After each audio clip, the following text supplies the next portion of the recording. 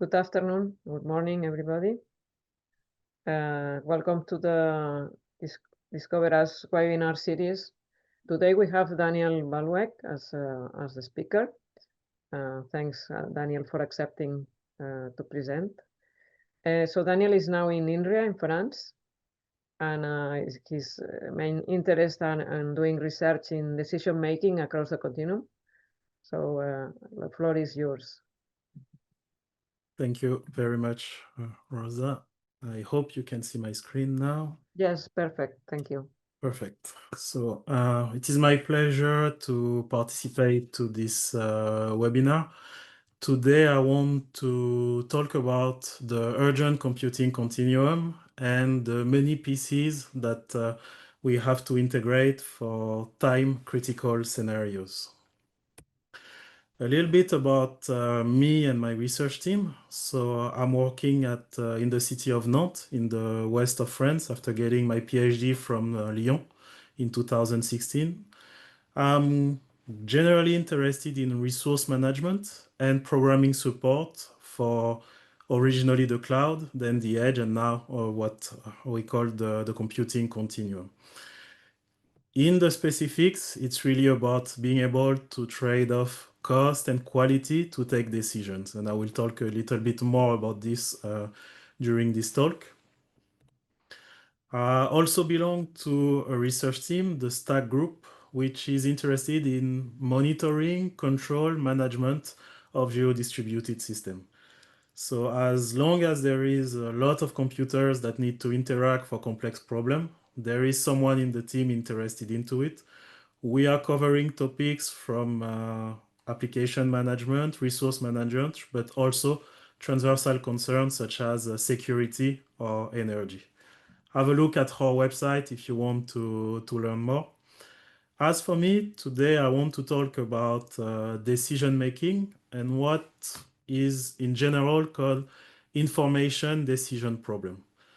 I get some new event, new data in my system, and I need to adapt and transition to a new state to be able to either adapt the system or produce some new knowledge in my application. The computing continuum is a great enabler for that kind of information decision scenario.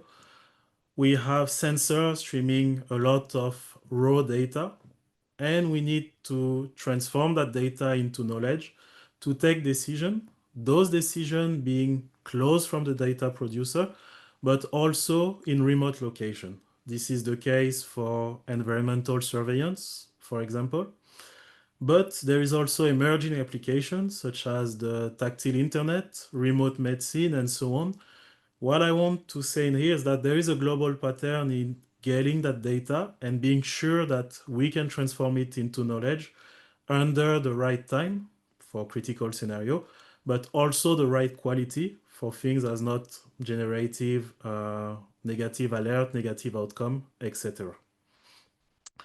Beyond the description of the fog and the cloud, which you are probably familiar with, what I want to highlight here is that we need new engineering for the continuum. At the time you buy a new device, you can afford to make a single or ad hoc solution, connect your device to the internet and work on your specific application. Once you work on the continuum or large application, well, you can multiply that number of devices by 1,000 or 10,000. So you cannot afford anymore to have a unique behavior for each of those, but you need single abstraction and automation so that you can really manage a fleet of devices or almost manage them like cattle. The second aspect is about data. We need to decorrelate data from its source so that instead of asking one specific request, let's just say that, for example, I would like to know the state of a building, a fire, for example. If I don't know the specific camera or the number of camera, I want to be able to make requests such as I would like to have all the video feeds from that particular area. So this simple in appearance request implies that we are able to decorrelate the data from its source and make requests just like we would do with a local database.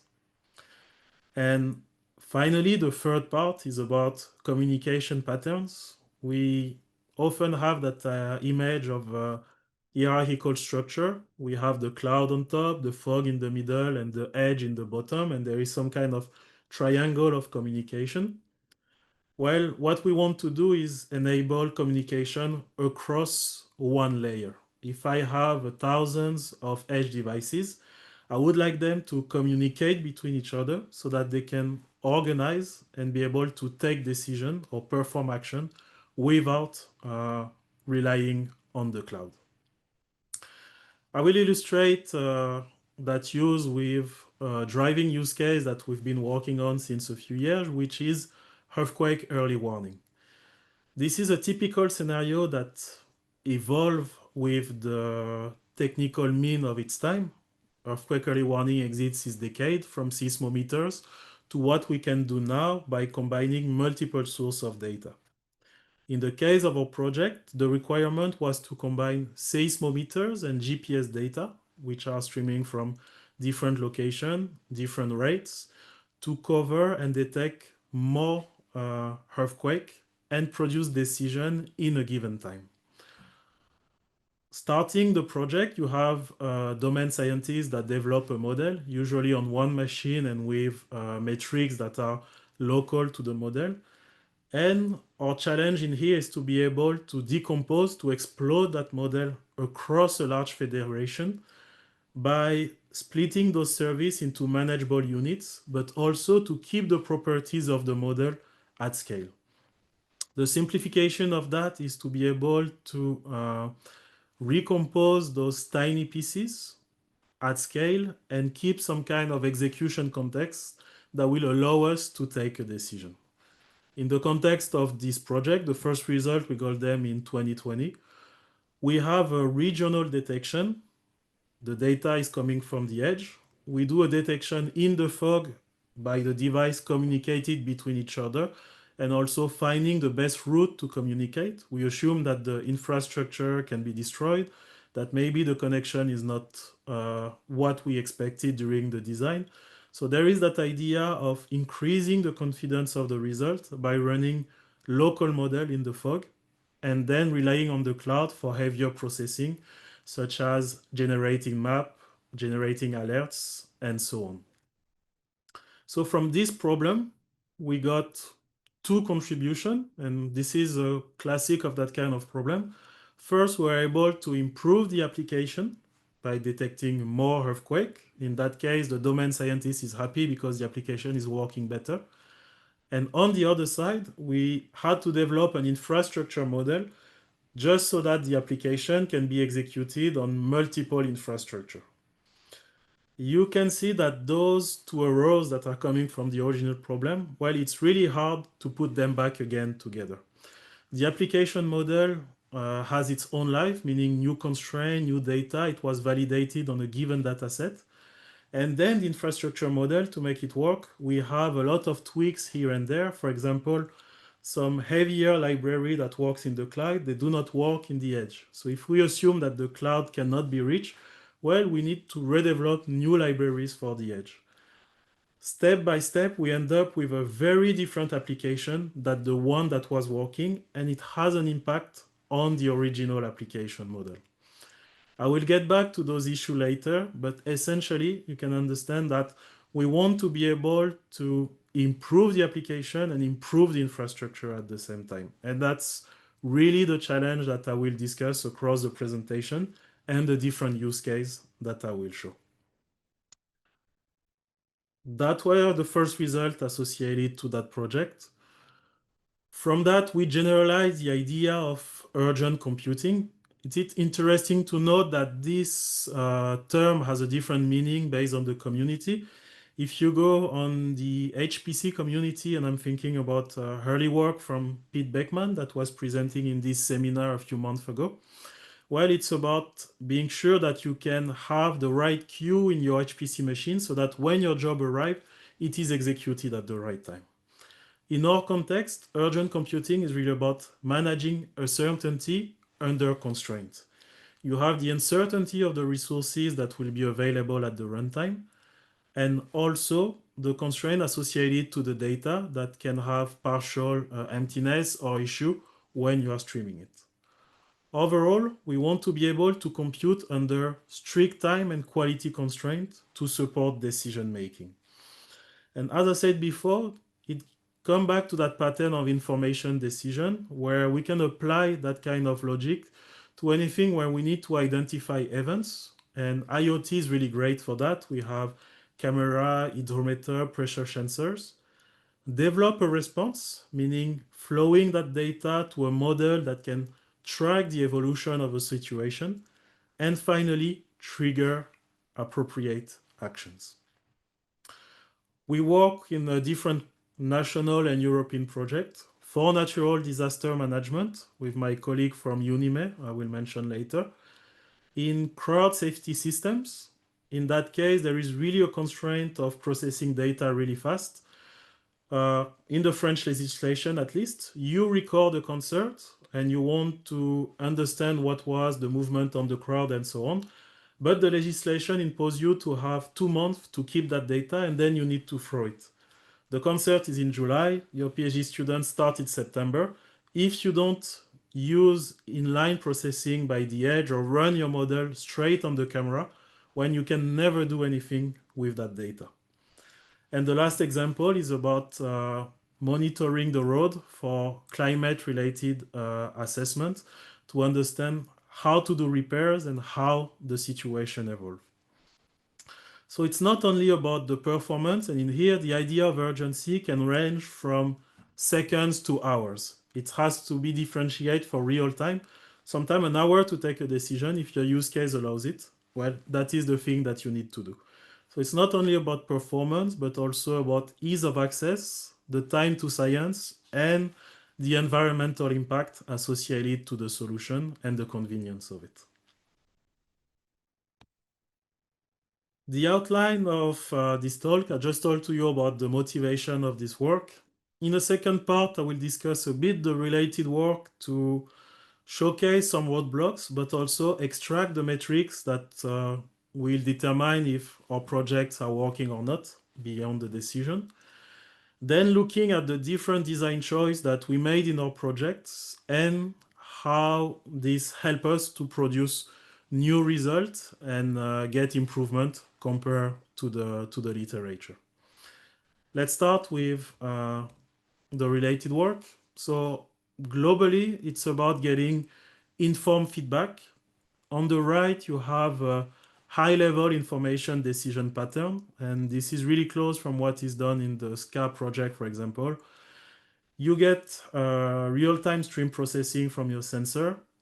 You either decide to process and store that data, or you reduce it and you perform an online analysis to be able to trigger alerts. The two research questions is how do you drive computation through data, meaning you will have uncertainties. The perfect scenario you had when designing the application is far from being the case when you will be at runtime, but also because not all the problem can be solved with code. We have to think about how to integrate utility model, but also governance structures. The problem can work technically. We also need to be able to put that technology back in other scientists, other people, from them to use it. There is 3 pieces of state-of-the-art that I want to discuss. The first one is about edge-based middleware. We have the continuum is a really hot topic, especially edge computing. So we wanted to look what is out there and describe an ideal framework, an ideal middleware, and see what in the literature allow us to solve these different pieces. At the time, 2021, we surveyed a bit more than 100 edge-based middleware to see what they were covering and sometimes what they were not covering. If you look on the right, there is a lot of line with not all the boxes checked, and it's normal. Not all the middleware have all the concern at the same time, and we wanted to understand what are the best pieces out there to take inspiration from it. The contribution of this survey is an edge platform architecture, and to understand what were the criteria and what is the best in each of the layers. That has helped us to improve our own middleware, but also to realize that this is a really fast market. By the time you submit the paper and you get the decision, there is 20 new middleware out there. If you're unlucky and your paper gets rejected like ours, you have 20 new middleware to inject in the survey. That is to say that it is worth looking at the invariance of this topic and understand what are the different bricks so that we can understand where the trends are coming from and have some kind of stable software and design choices, if I can say. Simply, we have a service layer that will interact with the application, the data processing layer, which is about ingesting data, but also allowing to do simple or complex queries. And finally, the resource management that is closer from the hardware, and in our case, allow device to come and go into some kind of DHT-based format so that the data is never lost, whether your device are present or not present within a federation. The second aspect is a recent survey that we've performed with colleagues from Europe. There's something like 20 authors in this survey regarding AI techniques, specifically for microservices. In this survey, we wanted to look at the DevOps steps. They typically operate a software, monitor it, deploy, and so on, what you see in the table 5 on the left, and understand how is AI influencing those steps and what are the techniques that are used. We look at what authors describe as the challenge, what did they implement, and the main takes from this survey is that mostly in the literature and in the software, people focus on performance efficiency and reliability during the operation phase, when the software is deployed. But there is very little work and literature to contribute to the development phase and consider what can be done during the design to facilitate the adaptation of the application. A second take from this survey is that portability and usability are not considered at all. There is different reason to that. Software have different needs, and sometimes people have their dedicated infrastructure. But also, the novelty of the technology sometimes compensates for the usability of the software. The use case or the finality is so great that I'm ready to sacrifice some of the usability. Overall, in this use case, the optimization and automation are left for future work. We want to keep with the pace of new technology, so we focus on the minimum viable product. By we, I mean the community. And we do not take the time to integrate optimization, but also new security problems that emerge due to the utilization of state-of-the-art technology. Among the future challenges of those survey papers, we have something like 250 papers in this survey. While it is a lot about AI precision and automation, people want to understand more about AI so they can do more integration. But on those smaller problems related to development, maintainability, security, there is a lot to do for us, especially if we target critical software. The third element, and this is a survey from a colleague from Cyprus, is about machine learning for emergency management. What is interested in that work is to acknowledge that machine learning is now an essential component of emergency management system. And on the right, from the different data that could be available, below the different algorithms that are out there, we can understand how to contribute to different emergency management tasks across the whole crisis management. You have a moment when you want to observe a situation, then you want to do forecast and understand what is happening, and then you have post-disaster when you try to make the best of what has happened so that you can mitigate the impact if it happens again. What to see here is that those models are now capable out of the box to classify and predict various disaster events, and there is more and more data that is available to be able to deal with specific issues. It can seem to be intuitive, but there is a need for us to gather those elements as a community and being able to share dataset, model, good practice, and this is part of the integration that I'm describing in my research roadmap. To summarize a bit those three different studies, those are the scientific objectives that we extracted in our group to work on urgent computing. The first one is to look at crisis modeling and integrate risk from the design. We can see now with the multiple and the increase of disaster that it's now about multi-hazard scenario and resilience.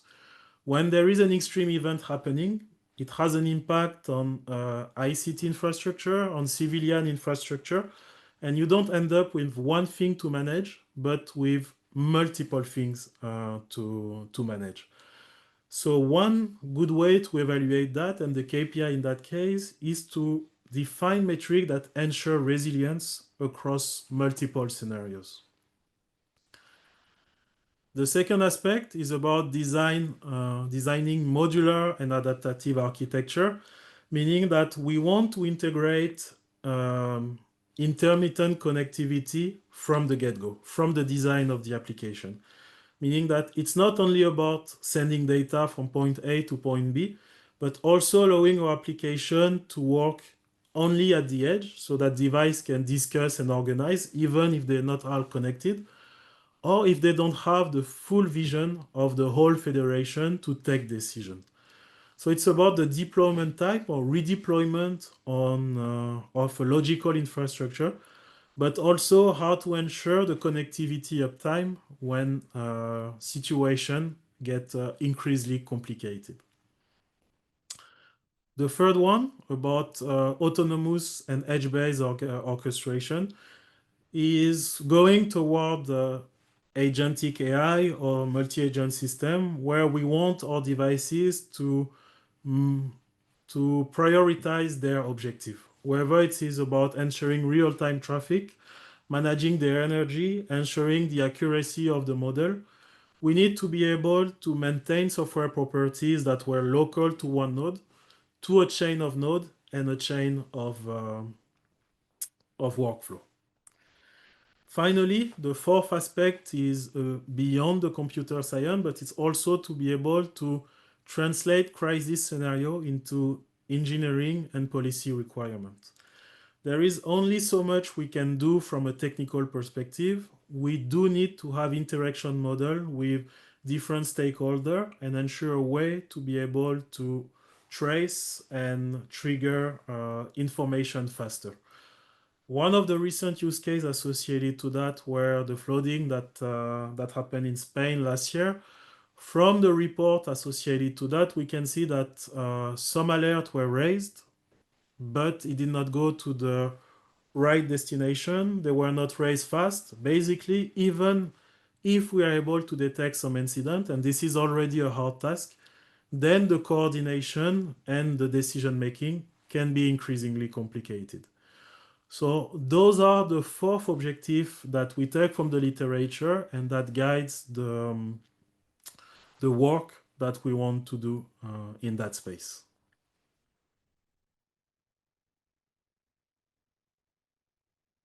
From these elements, I want to discuss some of the contribution we did at the middleware level and also understand the research direction that can be taken and will contribute to that problem space. So from the previous section, we saw the need for adaptive policy, and in particular that can use a combination of resources across the continuum. I'm illustrated that problem with a small example of the right.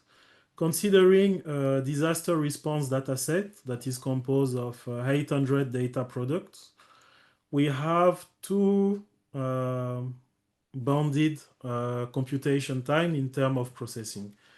If I'm using all my cloud, only the cloud, sorry, I will have a certain amount of time, which in that case is up to 2 hours something when the size of the image increase. If I use only my edge, I will have a smaller processing time, but what I'm interested in is to find method to work in that middle, between the edge and the cloud, and adapt to the real condition. That little example stops at 33 megabytes because that's the image that was part of that small data set. But it can be much bigger than that, and suddenly the gap in performance between the edge and the cloud, if we don't know how to combine them, dramatically increase. And more importantly, the availability and the capacity of the resource are not guaranteed at runtime. So even if we work on a dedicated infrastructure, well, we can see that even Amazon, that is big and redundant, has some dramatic issue yesterday. You cannot know what will be available at the time of the crisis. So we want to look at user-defined policy that in our case, select the right resources and select the right parameters for my application.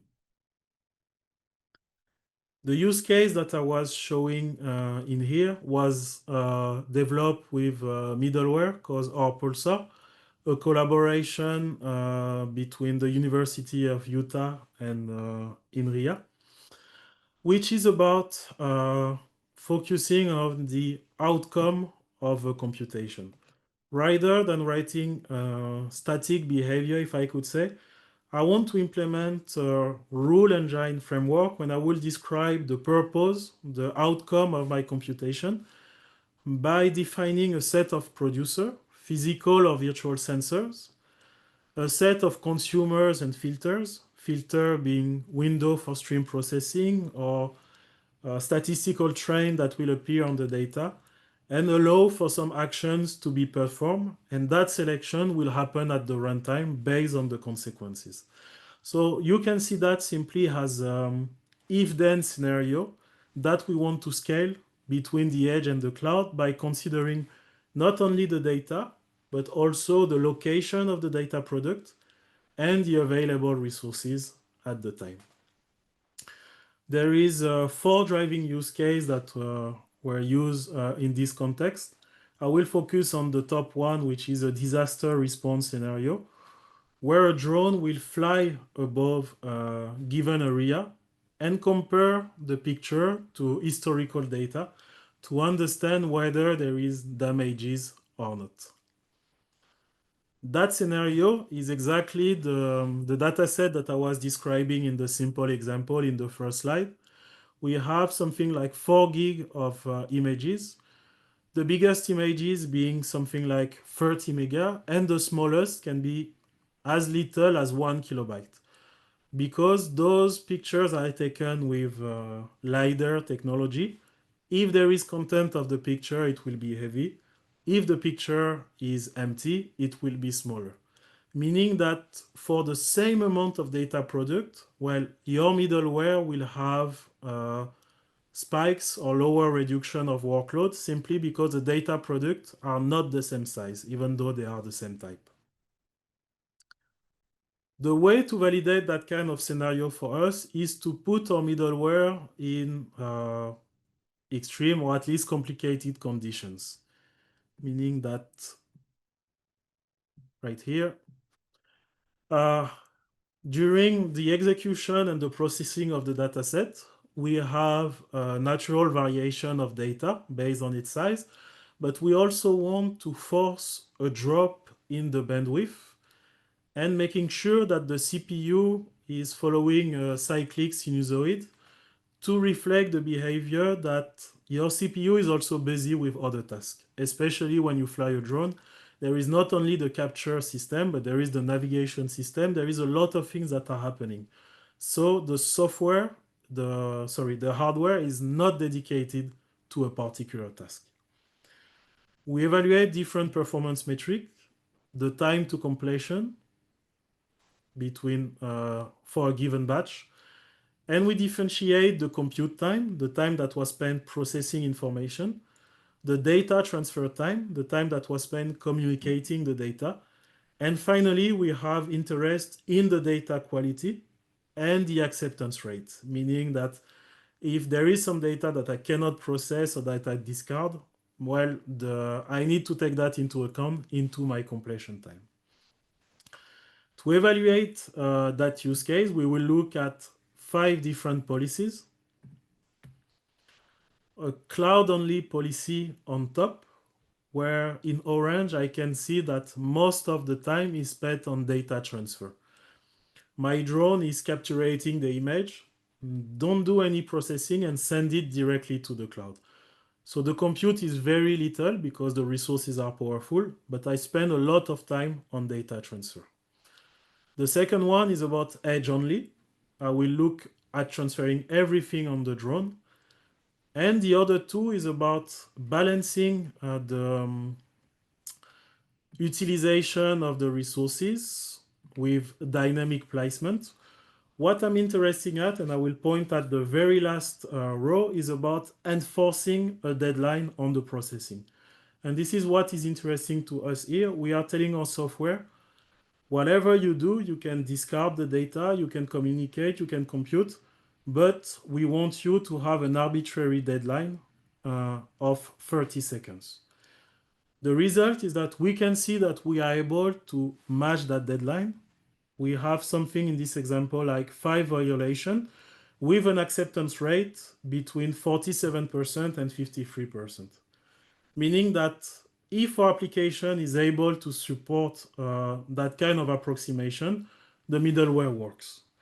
If we have a use case where we need some exactitude around 80% or 100%, we need to find new mechanisms, new levels, new metrics to be able to enforce those deadlines.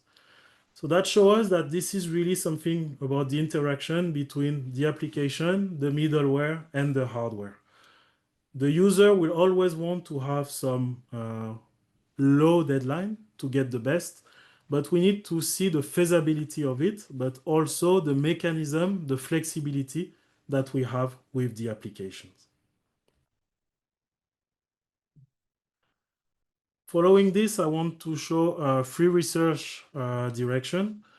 The first one is about understanding the availability and efficiency of the continuum. For that, we are looking at producing different analytical models for the demand of the application, for the capacity, the latency, so that we can reason faster on the continuum, but also we can give those models to devices, and so they have probabilistic decisions without the complete knowledge of the federation.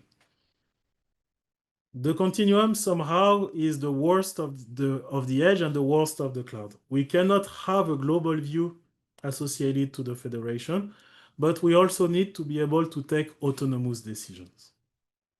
For those aspects, we want to be able to deliver programming abstraction that will be customized and instantiate at runtime. If you work on aspect-oriented programming in the past, the idea is kind of similar. You default high-level behavior, and then you have a composition at runtime that make your code, your application, platform-specific. And finally, working on the consistency of decision. If I have 2 devices that have to take decision, but they're not able to communicate with each other, they can take decisions that are both good locally, but that will make the wrong global outcome. Those are the 3 main elements that we are looking at and we keep as guideline for the application and the work that we are doing. On top of that, we need to integrate the idea of spatial-temporal characteristic or location, which can be hard to integrate if we want to keep genericity. I am starting the last part of this talk to discuss some of the work that I've did in the context of Discover. So I've participated to the Discover US initiative at different level. We had an interesting vision workshop in 2024 on technological trend, collaborative framework, and also cultural difference in research between the Europe and the US. The work we do around decision making on the continuum is collaborative by nature, and it has been interesting to see the different platforms between Europe and the US, but also the priorities in making those projects. Following that, I participate to the research exchange with the University of Utah to continue this work around our pulsar and other things that we have been starting prior to this collaboration and initiative. The idea of this research visit was to be able to leverage the University of Utah expertise on data-driven analytics. Manish Parashar, that have hosted me, is the director of the Scientific and Computing Institute, and they are working on visualization technique, tools, and systems, but they also have an infrastructure, a node that is participated to the SAGE project, which acquire data at the edge. The node is literally on the roof in the university, and you can access to that data and do processing, develop your own application on the fly. And this is a main advantage to be able to generate preliminary results that will allow us not to replicate the same infrastructure and other, but understanding what are the good practice to move in the right direction in that space. I want to show quickly the result that we got from this research visit. So first, we work on the old data set, if I can say. Old, not because of time, but because this is the research product of a previous collaboration on earthquake early warning. This is what I show you as the motivating use case first. At the time in 2019, we focus on the feasibility of the use case and the deployment of a software that will detect more earthquake. Now, after revisiting that dataset, which is public, we realize a few things. First, there is earthquake in areas that are much less coverage than others, meaning that some of the processing, some of the reasoning that we do in really dense area, well, it doesn't work when there is less station to work with. So we have looked at reproducing the result that we had from 5 years ago, and we found out an accuracy that were matching the previous result. But we realized that only a small array actually of the seismometers is required to get those results.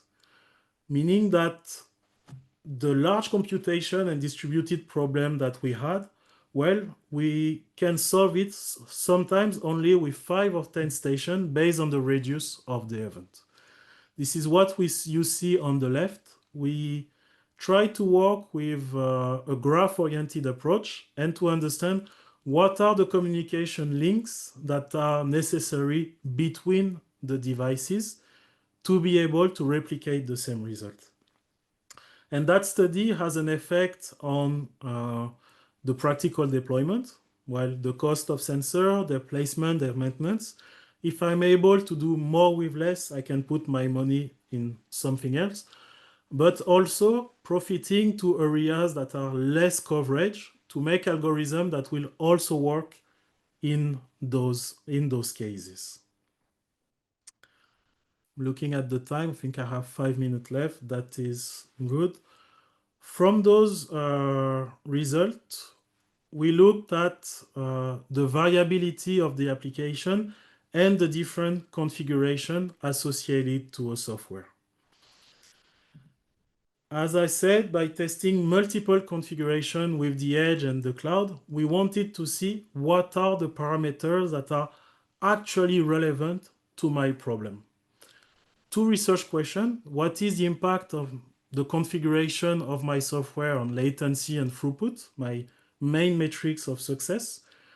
Well, I see that some of the levers, some of the action that we were thinking were working, just like the compression of the data to save bandwidth, well, it doesn't have a big effect on the overall outcome. So we were doing a lot of work in compression.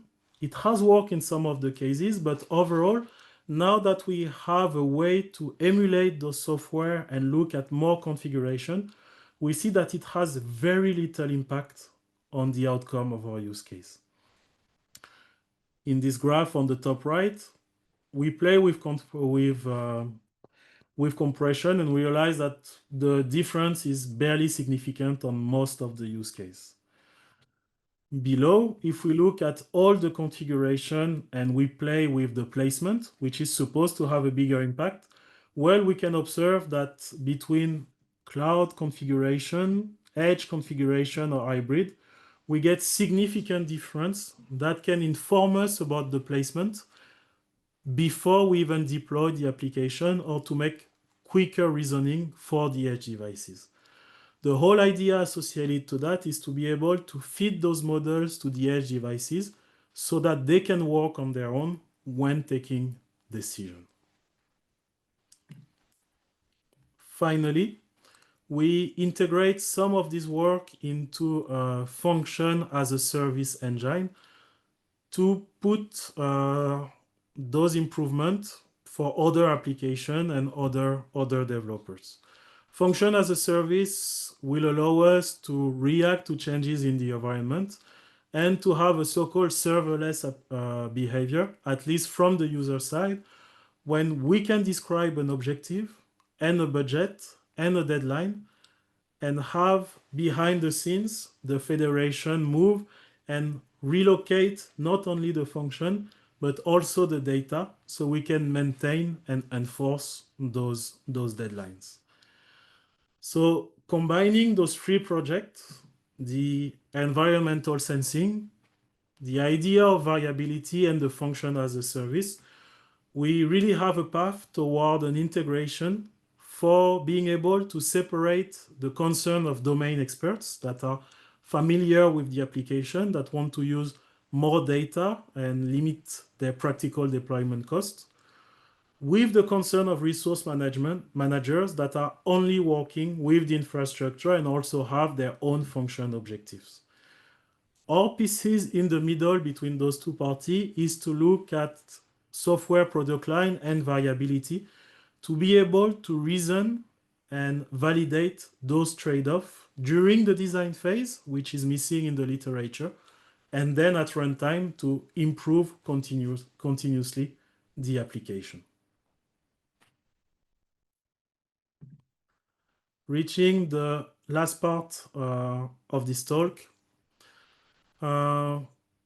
it has been a really productive research visit, and because, as I said, it's a collaborative work by nature, being able to work with members of Discover US has really helped us to progress, not only in discussion, but also in use case and discover some new challenges. Our goal is really to be able to define so-called continuum native application. It's a bit hard to know exactly what it means right now, but the cloud has reached a certain level of maturity when we can resonate not on the hardware, but on logical aspects.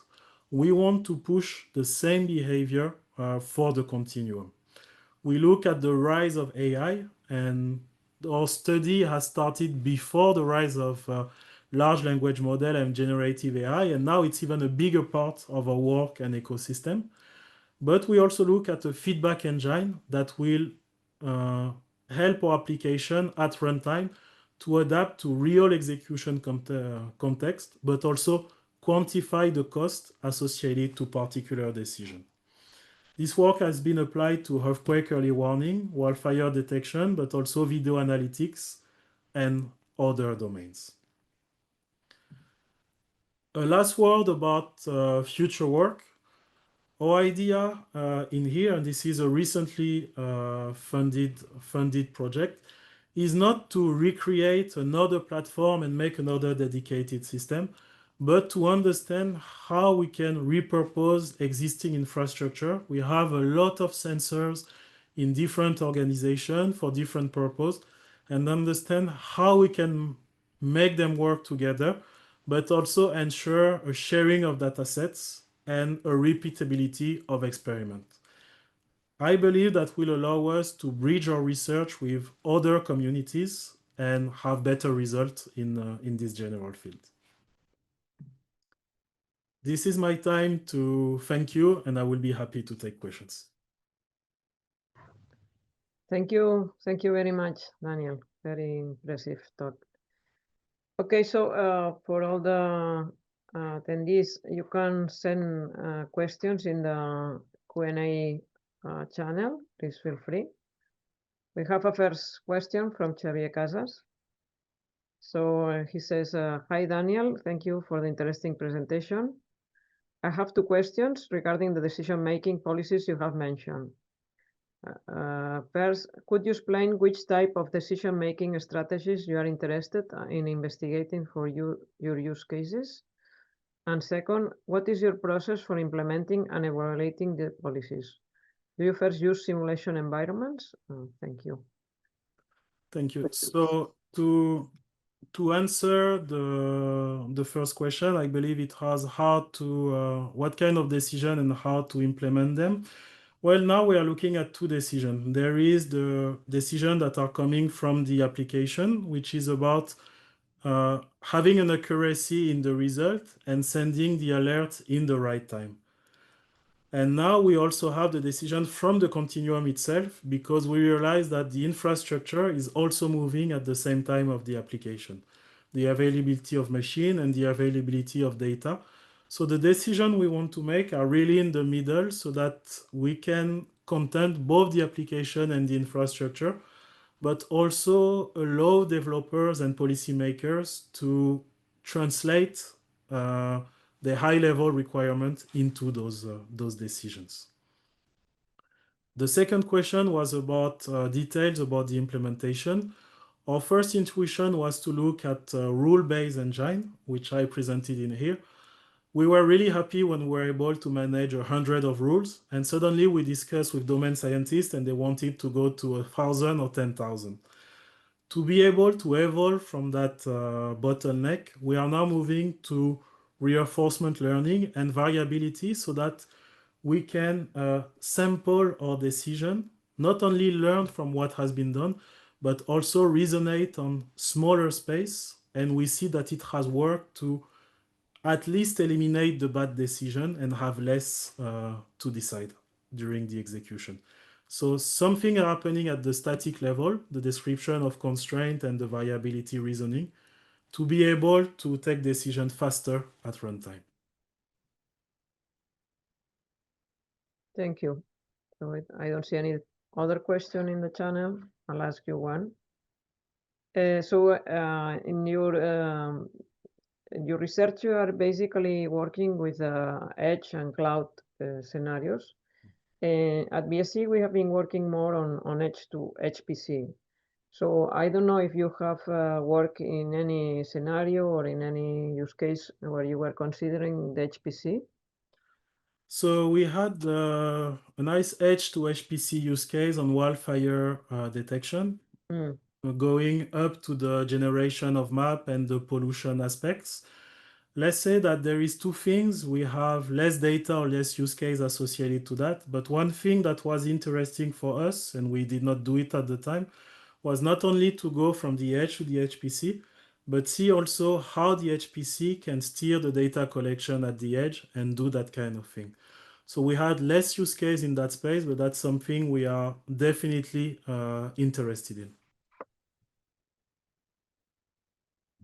Okay, thank you very much. We have a question from Charles Satpur. It's in the chat. Many thanks for the great presentation, Daniel. I would like to ask if there is any public dataset available in urgent computing. He's from DTU. From our perspective, the dataset about earthquake early warning is publicly available. I did not have the QR code in my presentation, but you can find it easily. And there is actually some in other groups. Once people work on it, they usually share. And so it's hard to point me to you to a particular direction, but I'll make sure to keep your name and communicate with you, Shahzad. I do believe I have your email. Thank you. Then there is a question from Florina Chorba. What are the right scheduling work management approaches for the scenarios considered in your work, from edge to cloud or in edge to HPC? So I will answer on edge to cloud because we work more on this aspect. Right now, it's really to push toward automation. The edge can do a lot of things, and there is now more and more specialized hardware. So being able to process data locally, I would say it's fairly easy. Well, all things considered. But in terms of scheduling, we really try to have communication pattern that can allow for a lack or loss of information. Typically, gossip-based approach in which devices we specialize at runtime and organize to do a particular task. In a lot of use cases that we have, it just doesn't work to specify the role of a device and say, you will do this during your lifetime because the catastrophe happened maybe once a year. And at that time, it's really hard to make sure that that device will be available, especially if you're on a shared infrastructure. So we are really going toward a multi-agent system and gossip-based protocol where devices can be specialized at runtime. And our goal, we're not there yet, will be to be able to inject new tasks and allow them to fully organize to exchange model, do some federated learning, and really go for complex tasks. So the short answer to your question will be to have the edge to work on its own and eventually try to suppress the dependency to the cloud in that kind of use case. Thank you. Florina is answering. Okay, is thanking your answer. Okay.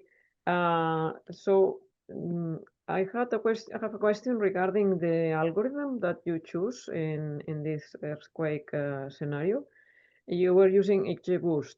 Yes. No, but did you analyze other machine learning algorithms in addition? Because we have been working in our case with random forest and neural network. I don't know if you did any comparison for the So evolution. we had a small comparison. This is work. We did not do extensive studies. If I'm correct, we compared 3 of them. Not sure if random forest was one of them, but at this time we are looking at LSTM for prediction and XGBoost. LSTM has been really useful for short-term prediction, and right now we have good results associated to system metrics. But for application metrics, I would say that it's also a lack of expertise in which we start from computer scientists to do data analysis. We really try to work with profiles that are more data oriented to look more into this. So in revisiting this data set, the choice of XGBoost was also about the understanding of the method. I'm sure we could get maybe better accuracy with other methods. Very good. But also these results that you show using less stations is very interesting to us. We would like to have a look. Thank you very much Thank you. for this presentation. Okay, so I don't see more questions. I would like to wrap up. I would like first to thank our speaker, Daniel Balouek, for his very interesting talk on this both part of application and infrastructure for urgent computing in time critical scenarios. And with this, I would like to conclude the session. Okay, and thank everybody, all the speaker and attendees for joining us in this webinar. Thank you for hosting. Thank you. Bye Bye. bye.